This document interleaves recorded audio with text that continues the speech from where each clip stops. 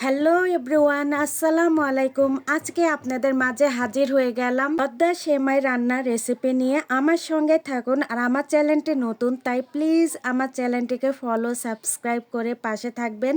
আমি এখানে লম্বা সেমাইগুলি নিয়েছি। সেমাইগুলি আমি একটু হাত দিয়ে ভেঙে দিলাম। চুলাতে প্যান বসে আমি 3 কাপ দুধ নিয়েছি। আর দুধটা কিন্তু আগে থেকে জাল করে ঘন করে রেখেছিলাম। দিয়ে দিচ্ছি গুঁড়া দুধ 1 প্যাকেট 10 টাকা দামের। আপনারা চাইলে কনডেন্স মিল্কটাও ব্যবহার করতে পারেন। আমি দিয়ে দিচ্ছি চিনি 1 কাপ। চিনি আর গুঁড়ো দুধ দিয়ে এবার আমি দুধটা সুন্দরভাবে সময় নিয়ে নেড়ে চেড়ে দিব আর একটু ঘন করে নিব। যেহেতু এমনিতেও ঘন, তারপরও আর একটু ঘন করে নেব। কিছুক্ষণ পর হয়ে গেলে সাইডে রেখে দিচ্ছি। চুলাতে আরেকটা প্যান বসিয়ে দিয়ে দিচ্ছি ঘি দিয়ে দিলাম 2 চামচ। দিয়ে আমি এবার বাদাম আর কিশমিশ যেগুলো রেখেছিলাম হাফ বাটির মতো, তো ওইগুলা আমি এখন ঘি দিয়ে ভেজে নেব। আর ভাজা হয়ে গেলে আমি এগুলো তুলে নিচ্ছি। একই প্যানে আমি আরও 2 চামচ ঘি নিয়ে আমি এখন সেমাইগুলি নেড়ে চেড়ে ভেজে নেব আর উল্টে পাল্টে ভেজে নেব।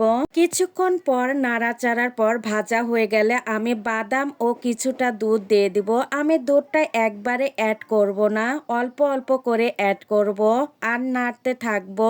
একবারে দুধটা দিলে কিন্তু সেমাইটা নরম হয়ে যাবে আর ঝরঝরাও হবে না। তো আমি অল্প অল্প করে দুধটা অ্যাড করব আর নাড়তে থাকবো। কিছুক্ষণ পর সেমাইগুলি কিন্তু সেদ্ধ হয়ে আসছে। আমার দুধগুলো কিন্তু কিছু কিছু করে সবটুকুই লেগে গেল।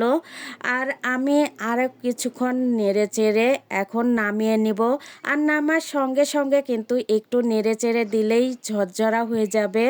আর সেমাইগুলি দেখছেন তো দলা পাকায়নি, সুন্দরভাবে ঝরঝরা হয়েছে।